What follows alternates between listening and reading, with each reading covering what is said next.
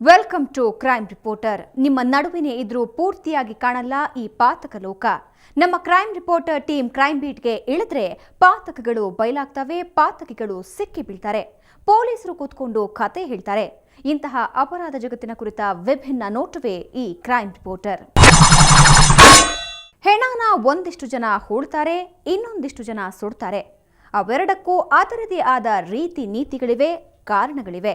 ಆದರೆ ಅವರಿಗಿದ್ದ ಕಾರಣನೇ ಬೇರೆ, ಅವರು ಮಾಡಿದ ರೀತಿನೇ ಬೇರೆ. ಅಲ್ಲಿ ಹೋಗ್ತಿದ್ದ ಹೆಣ ಹೊರಗೆ ಬಂತು. ಅರೆ, ಕೊಳೆತ ಶವಕ್ಕೆ ಕೊಳ್ಳಿ ಇಟ್ರು. ಮಣ್ಣಿಗೆ ಮಣ್ಣು ಆಗದೆ, ಗಾಳಿಗೆ ಗಾಳಿನೂ ಸೇರದೆ ಅನಾಥ ಹೆಣವಾದ ನತದೃಷ್ಟನ ಕಥೆ ಇದೆ ಇವತ್ತಿನ ಕ್ರೈಮ್ ರಿಪೋರ್ಟರ್ನಲ್ಲಿ. ಈ ಫೋಟೋದಲ್ಲಿ ಕಾಣ್ತಿರೋ ವ್ಯಕ್ತಿ ಹೆಸರು ನಟರಾಜ. ಸುಂದರ ನಗರಿ ಅಂತಾನೆ ಕರೆಸ್ಕೊಳ್ಳೋ ಬನವಾಸಿಯ ಸಮೀಪದ ಅಂಡಗಿ ಗ್ರಾಮದ ಹುಡುಗ ಇವನು. ಮದುವೆಯ ವಯಸ್ಸಾಗಿತ್ತಾದ್ರೂ ಅವಿವಾಹಿತನಾಗೆ ಉಳಿದಿದ್ದ. ಇನ್ನು ಹೆತ್ತವರ ಹಿಡಿತದಲ್ಲೂ ಹುಡುಗ ಇರಲಿಲ್ಲ. ಹಂಗಾಗಿನೇ ಆತನ ಹೆಣ ಕೆಡವಿ ಅದರ ಜೊತೆಗೆ ಆಟ ಆಡಿದ್ರು ಹೇಳಿ ಕೇಳಿ ಮಾಡೋರಿರ್ಲಿಲ್ಲ. ಹೂಳೋದು, ಸುಡೋದು ಮತ್ತು ಏನಾದ್ರೂ ಮೆಥಡ್ ಇದ್ರೆ ಅದನ್ನೂ ಮಾಡ್ತಿದ್ರೇನು. ಒಟ್ನಲ್ಲಿ ಎಲ್ಲ ಮುಗಿಸಿ ಕೈ ತೊಳ್ಕೊಂಡ್ರು. ಅಷ್ಟಾಗ್ಬಿಟ್ರೆ ಸಮಸ್ಯೆ ಮುಗಿಯುತ್ತಾ? ಇಲ್ಲ ಅನ್ನೋದನ್ನ ತೋರಿಸ್ಕೊಟ್ಟವರು ಶಿರಸಿ ಪೊಲೀಸರು.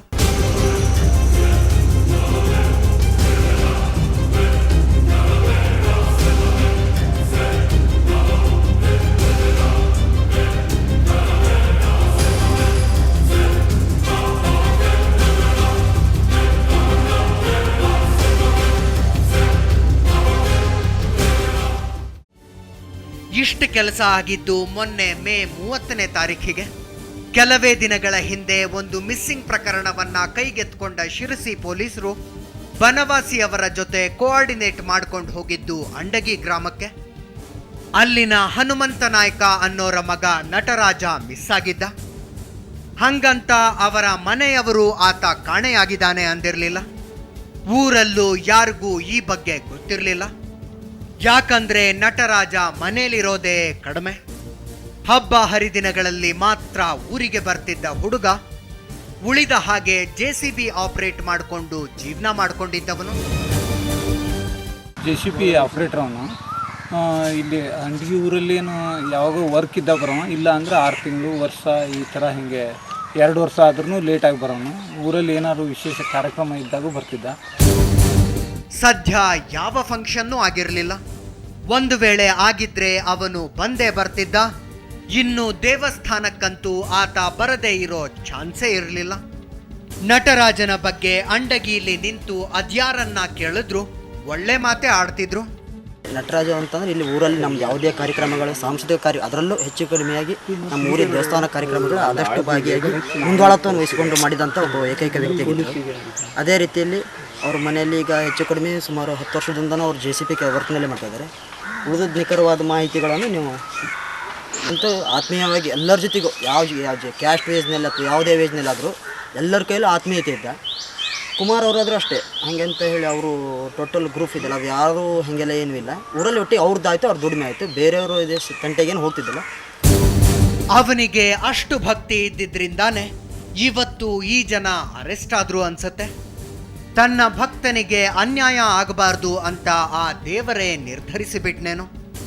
ಹಂಗಾಗಿ ಪೊಲೀಸರು ಹಳ್ಳಿನೆಲ್ಲ ಜಾಲಾಡಿದ್ರು. ಯಾರೊಬ್ರು ಸ್ಟೇಷನ್ ತನಕ ಬಂದು ಕಂಪ್ಲೇಂಟ್ ಕೊಡದಿದ್ರು ಆತನಿಗಾಗಿ ಹುಡುಕಾಡಿದ್ರು. ನಟರಾಜ ಹೋಗಿ ಬಂದು ಮಾಡ್ತಿದ್ದ ಕಡೆಯೆಲ್ಲ ವಿಚಾರಿಸಿದ್ರು. ಯಾರಿಗೂ ಅವನೆಲ್ಲಿದ್ದಾನೆ ಗೊತ್ತಿಲ್ಲ. ಪೊಲೀಸರು ಆತನ್ನ ಹುಡುಕೊಂಡು ಬಂದಿದ್ದು ನೋಡಿ ನಟರಾಜ ಏನಾರು ಮಾಡಬಾರದ್ದು ಮಾಡಿಬಿಟ್ಟಿದಾನ ಅನ್ನೋ ಯೋಚನೆ ಒಂದು ಸಲ ಅಲ್ಲಿಯ ಜನರಿಗೆ ಬಂತು. ಆದ್ರೂ ಯಾರೂ ಅವನ ಬಗ್ಗೆ ಕೆಟ್ಟದಾಗಿ ಮಾತಾಡಿರಲಿಲ್ಲ.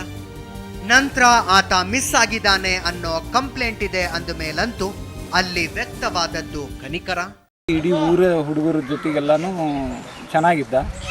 ನಮ್ಮ ಅಣ್ತಮ್ಮದೇರೊಳಗೆ ರಗಳಿ ಬಂದು ಈ ಥರ ಒಂದು ಗಲಾಟೆ ಇತ್ತು. ಆದರೆ ನಮ್ಮ ಊರ ಜನರಿಗೆ ಹಿಂಗೆ ಆಗಿದೆ ಅಂತೇಳಿ ಯಾರಿಗೂ ಸ್ಪಷ್ಟವಾಗಿ ಗೊತ್ತಿರಲಿಲ್ಲ. ಊರಿಗೆ ಹೋಗಿ ಬಂದು ಮಾಡಿಕೊಂಡು ಎಲ್ಲರ ಪ್ರೀತಿ ವಿಶ್ವಾಸ ಗಳಿಸಿದ್ದ ಹುಡುಗ ತನ್ನ ಮನೆಯವರ ಜೊತೆಗೆ ಸರಿ ಇರಲಿಲ್ಲ.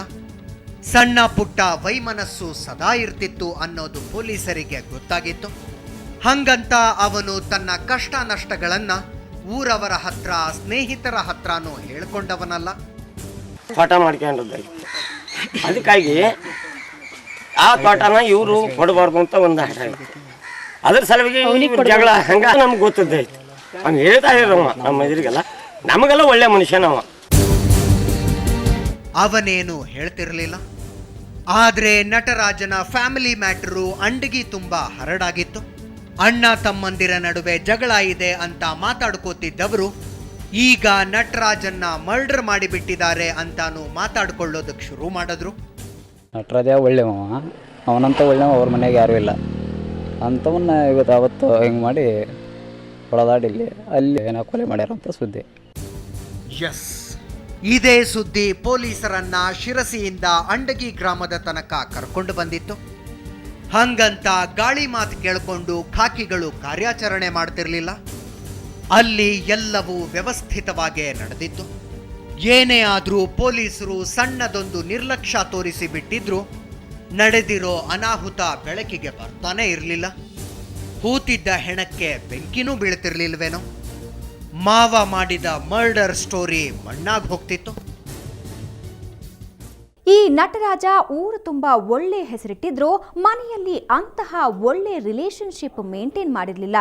ಸಂಬಂಧ ಸರಿ ಇಲ್ಲದೆ ಇರೋದ್ರಿಂದಾನೇ ಅಂತಹದ್ದೊಂದು ಅನಾಹುತ ನಡೆದೋಯ್ತೇನೋ. ಕನಸಿನ ಜಾಗದಲ್ಲಿ ಆತ ಕಣ್ಮುಚ್ಚಿದ್ದ. ಮಣ್ಣು ಮಾಡಿದ ಜನ ಮಾಸ್ಟರ್ ಪ್ಲಾನ್ ಮಾಡಿದ್ರು. ಅದರ ಬಗ್ಗೆ ಒಂದು ಬ್ರೇಕ್ನ ನಂತರ ಹೇಳ್ತೀವಿ.